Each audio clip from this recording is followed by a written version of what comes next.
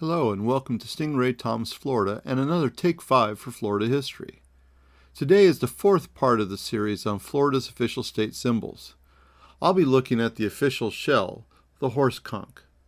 So far, I've covered the state bird and state marine mammal. Links to the video series are provided below. It's not surprising that the Florida legislature, which has chosen each of the symbols, named a state shell rather than a state mollusk, as shell collecting is a popular hobby and the horse conch is capable of producing the largest shell in Florida waters.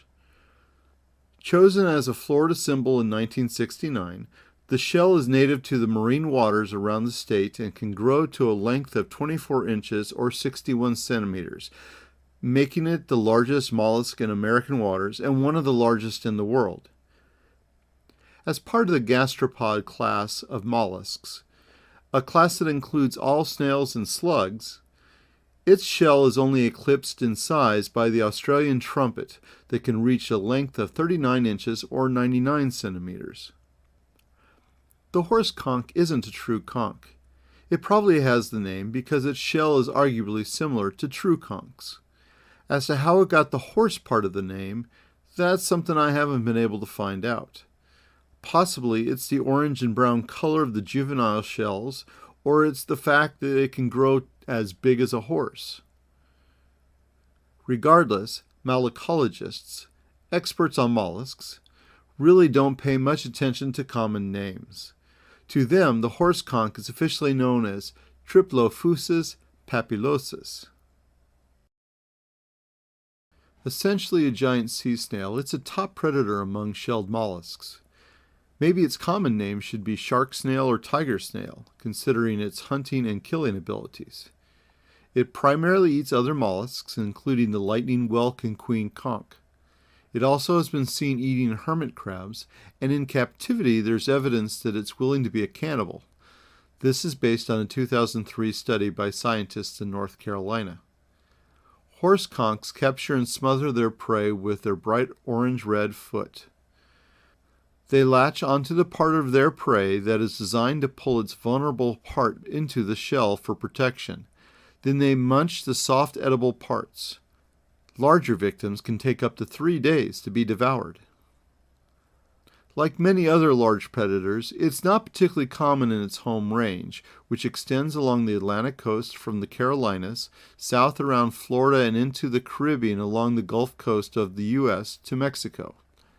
It's found in shallow waters up to about 20 feet or 7 meters deep.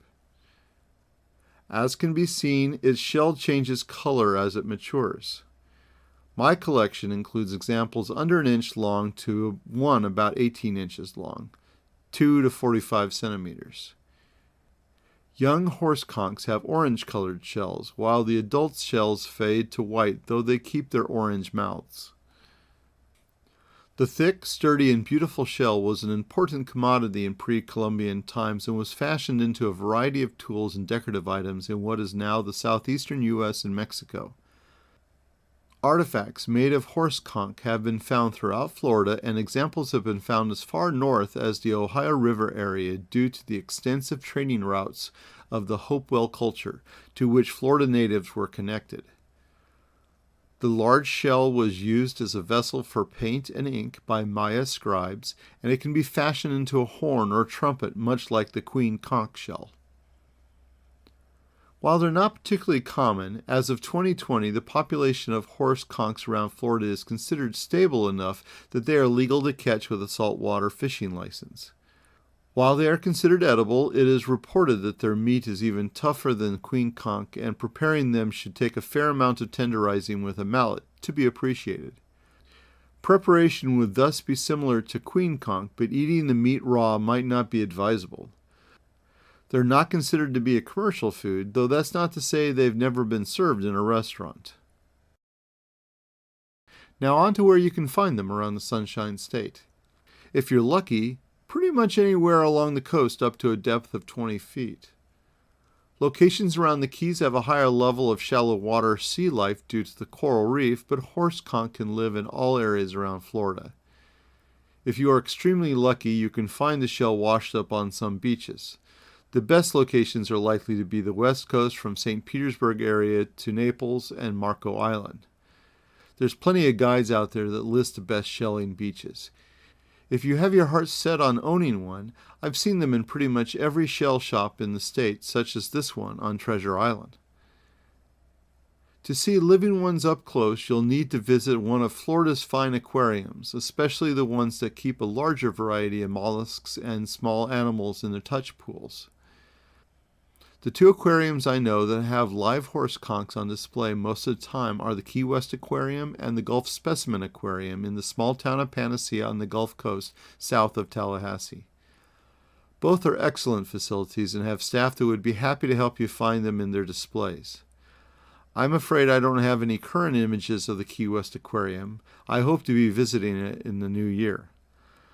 The Florida Aquarium in Tampa has also had horse conch specimens. It's sometimes difficult to know why the Florida legislature chose a particular animal or plant as an official representative of the state. Sometimes it's obvious, the orange blossom or cracker cattle, for example. Other times we can only guess. Maybe the horse conch was simply chosen for its size. Regardless, I find it an interesting animal. I hope you do as well. Thank you for watching this video on another Florida state symbol. Please check out the others I've already released and subscribe to my channel to be sure to see when the next ones will be uploaded. Hitting that notification bell will guarantee you won't miss any future videos. Be sure to check out StingrayTom.com for more information on the history of tourism in Florida. StingrayTom.com, traveling through time around the Sunshine State.